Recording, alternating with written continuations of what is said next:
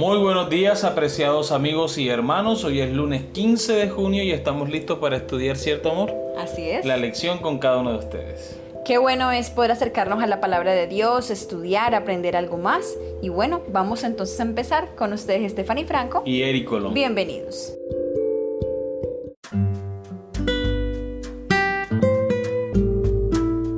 Afrontar las dificultades con honestidad y cuidado. El título de la lección para el día de hoy.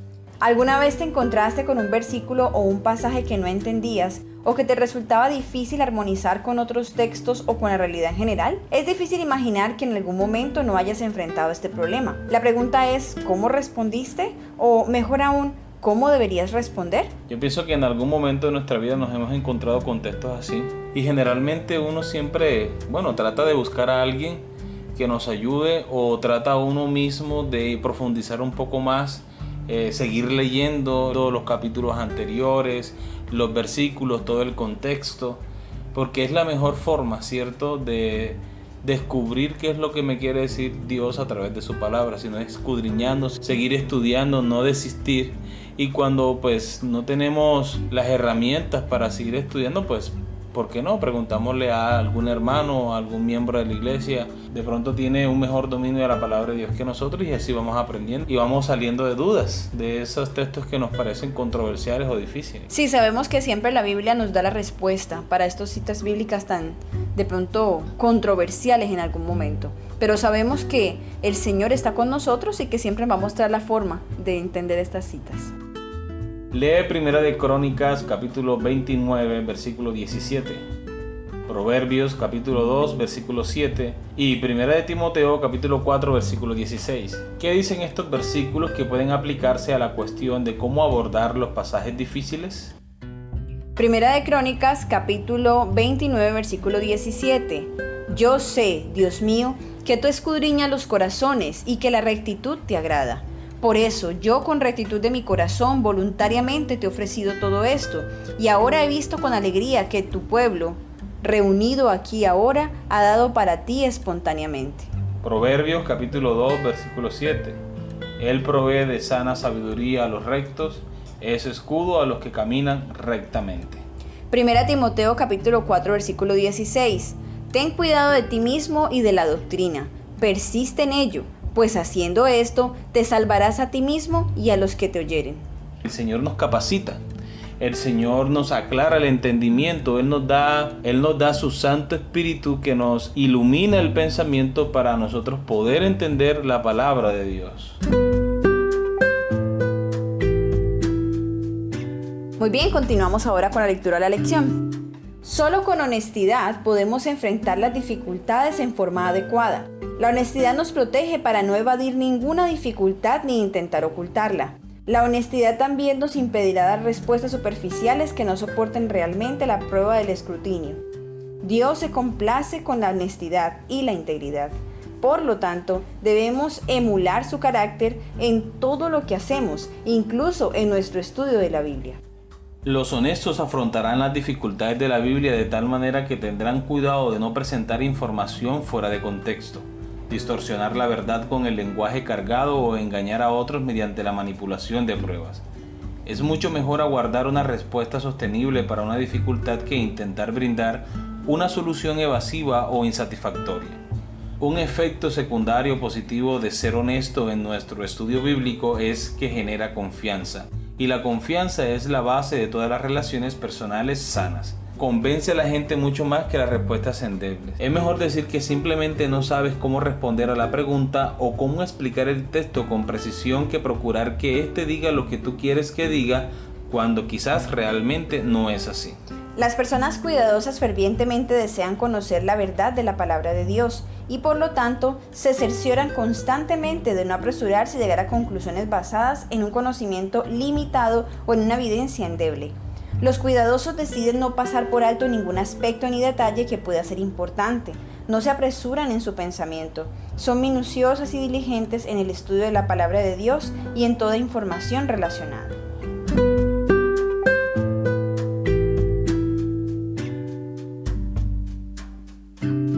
Muy bien, hemos llegado a la pregunta final de la lección. ¿Qué haces tú o qué deberías hacer con textos que no entiendes plenamente o que parece que no encajan con tu interpretación de la verdad? Bueno, lo primero que debemos hacer, amor, y creo que tú estás de acuerdo, es orar. Así es. Pedir la dirección de Dios, pedir la dirección del Espíritu Santo, porque nosotros solos no podemos. Debemos entender, amor, lo que tú decías, que la Biblia es la revelación de Dios, es de origen divino, y las cosas espirituales se disciernen espiritualmente. Entonces hace falta orar, pero orar con el corazón, orar con esas ansias de aprender. Segundo, seguir los principios hermenéuticos de la interpretación bíblica, que es algo sencillo, lo hemos estudiado en este trimestre. Si nosotros no entendemos un pasaje de la Biblia, pues lo primero que debemos hacer es leer todo el capítulo. Y si aún así todavía nosotros no entendemos, lo que deberíamos hacer es leer el libro completo para tener una panorámica general. Pero ¿cómo así leer el libro completo? Sí, si queremos tener una plena comprensión del pasaje o de la intención del autor al escribir ese texto, deberíamos tener todo el panorama completo. Si eso no es suficiente, pues deberíamos leer el comentario bíblico adventista con relación al texto, es decir, a quién se escribió, en qué época se escribió, cuál era la intención del autor, cuál era la situación que vivía en su contexto cultural, económico, por qué, si fue Pablo o si fue Pedro, escribió de esa manera. Todas esas cosas hay que empezar a dilucidarla, investigarla minuciosamente.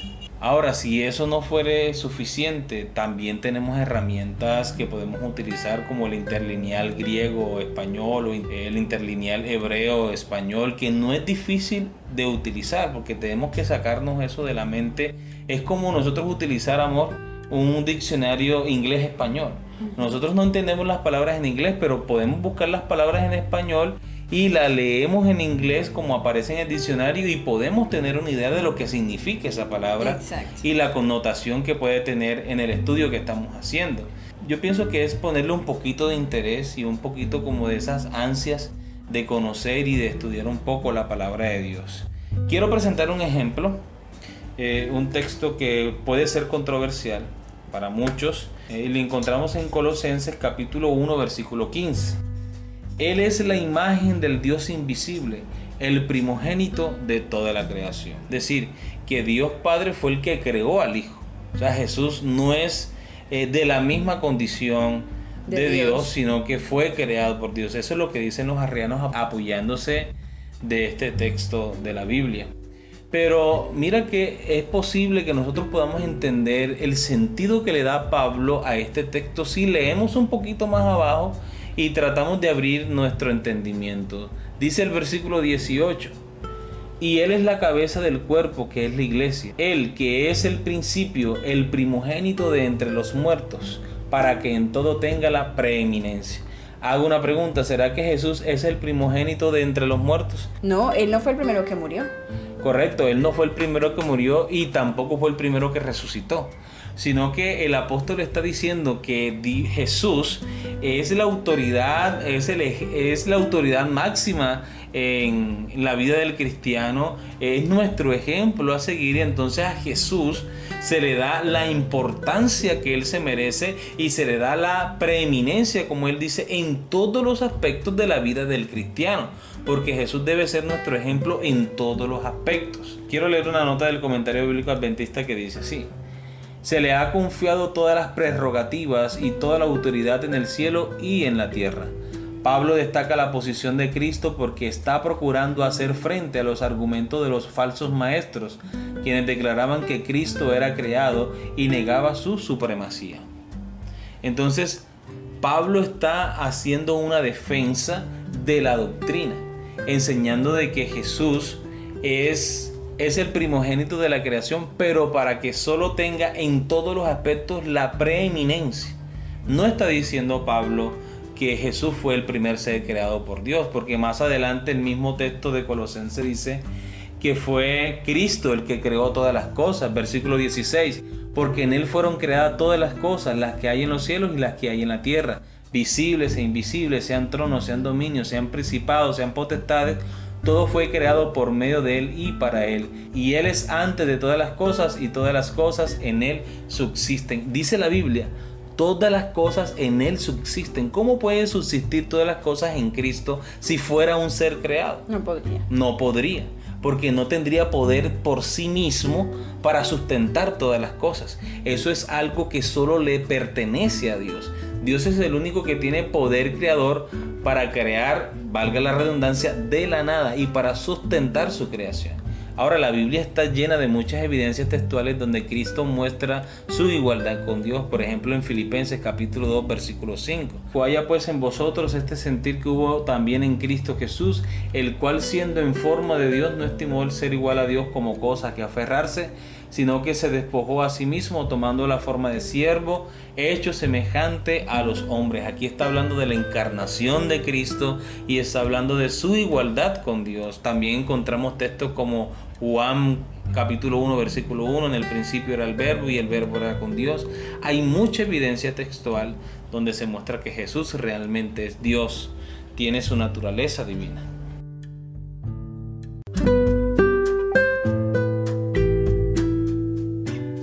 Muy bien, ahora teniendo en cuenta, amor, lo que tú estás diciendo, quiero compartir con todos también, para agregar un comentario de la manera de White. La claridad de nuestra visión de la verdad será proporcional a nuestra comprensión de la palabra de Dios.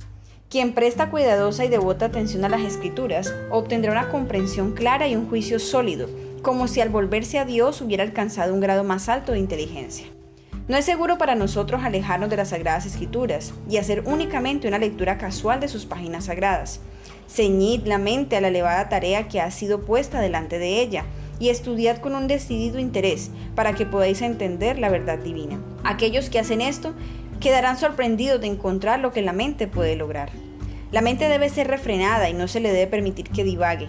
Debería ser adiestrada para espaciarse en las Escrituras y en temas nobles y elevados. Porciones de las Escrituras, aun capítulos enteros, pueden ser memorizados a fin de repetirlos cuando Satanás venga con sus tentaciones. El capítulo 58 de Isaías es útil para este propósito. Construya un muro para el alma con las restricciones e instrucciones dadas por la inspiración del Espíritu de Dios. Mente, carácter y personalidad, tomo 1, página 97 y 98. Muy bien, amigos, hemos llegado al final de la lección. Espero que haya sido de crecimiento espiritual para cada uno de ustedes, así como lo ha sido para nosotros. Les esperamos mañana con una nueva lección. Que Dios les bendiga.